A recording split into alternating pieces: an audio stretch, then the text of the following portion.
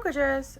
In my opinion, today is a very important day because today marks a lovely day of the threshold between the ending of Cancer season and into the beginning of Leo season. So it's the liminal space. It is the beginning of the hottest time of the year to start to slowly get cooler and cooler.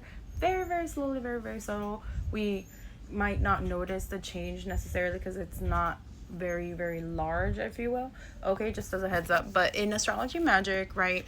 So in Western tropical, before getting to astrology magic, in Western tropical astrology, today, or we're getting close to the axis of Leo entering into Virgo and going into that liminal space. If you that's the astrology that you follow, I like to pay attention to both.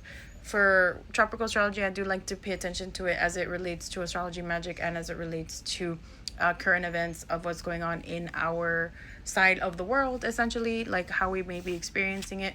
But for Vedic astrology is what I believe helps us with our cosmic law. So, anyways, today is a very important day because people born on in this week, people are going to be like, secretive but public.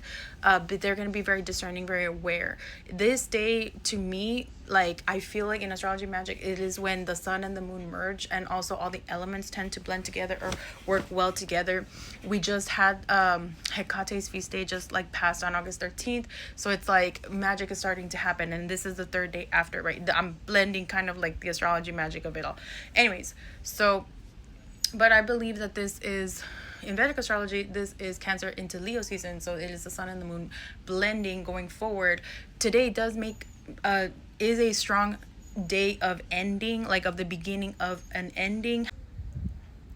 One thing that is very weird or unique about this year is in all the other years we didn't have El Nino, and in El Nino is going to be extending essentially astrologically wise and astronomically wise and weather wise. Our weather is not going to look the same that it has in the previous years before, so this is even more powerful significance, this year out of all the other years, because it is like doing a huge milestone on like labeling or flagging down, like really truly, like that this is going, it's affecting our weather pattern, so it's going to affect us this year for this day, or like as we just passed the solar eclipse too as well, right, with the south node there. But that was in tropical Western astrology. But for Vedic astrology, it was the solar eclipse in Cancer. And anyway, okay, I don't want to get ahead of myself, but the way that I'm processing today, I'm just doing a channel of the day of like, pay attention to the signs and synchronicities, and pay attention to, things that there's going to be themes of what was going on with you in 2012. This could be a very significant day for millennial generation, especially if you did graduate in 2012 as well, or if you graduated in the circumstantial years, right? But in this day, like for my cusp magicians, for my cusp babies, right, you could understand fundamentally like the roots of things, or like you can understand, you'd be very interested in astrology or astronomy or the stars, but you might not fully understand why. You do have like very powerful, like cognizance is very common to inhibit during this day, or clairaudience, as well as you're receiving the divination from both the sun and the moon and all of the wisdom. And this also is the ending, like we just passed lionsgate. It's still very fresh, like that we just passed it. Things are finally ending. The old world is ending, right? Transformation is beginning. Nobody, like people get afraid when change comes, like people get afraid when death can come knocking on your door, but that just means that there's an ending to things and the new beginning is going to be arriving soon. So this is a very liminal day, right? We're like third day into the liminal energy of everything that we just kind of processed, witnessed, experienced, right? So we're taking now the seeds of all of the divination, of all of the wisdom, of all of the pain, of all of the challenges, of all of the past, of the history of things, not just from ourselves, but from the ancestral wisdom that could be shining through, from those before us. One of the wisdom of today is to teach us, right? Hey, like your birthday matters, but also the day that you were born. If you do struggle with astrology, you can always go check the history of things, or you can check the local stories on what exactly happened around that day, so that you kind of understand, what could have been happening like two people on this day. Like I know that on this day specifically, a lot of pain and a lot of changing of minds because of the continuation of causing of pain and karma being fulfilled from the East Coast to the West Coast, right? Especially on the southern hemisphere, which is, on the shaman's cross, it is the south like section, so it is where the fulfillment of karma does occur, right?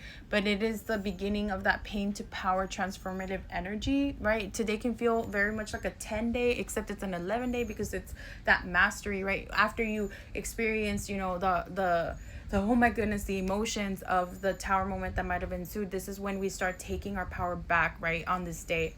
And but like through transmutation, right, through happiness and joy, or through the new beginnings, one way or another. Because like, even though people don't like change still comes. Like, even though people don't like evolution still comes. Even though people try to dictate, human law, cosmology law will still come and set the record like straight, kind of thing. Because the one thing that we take from this world is we are born and then we leave, right? Like, we transform, right?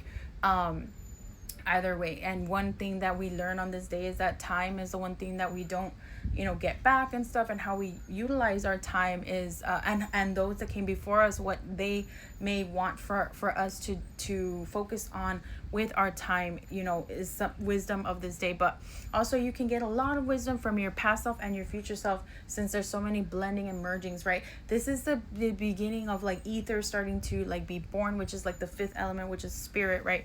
It's a very, very spiritual day, in my opinion, right? Because of that threshold from Cancer season to Leo season, right?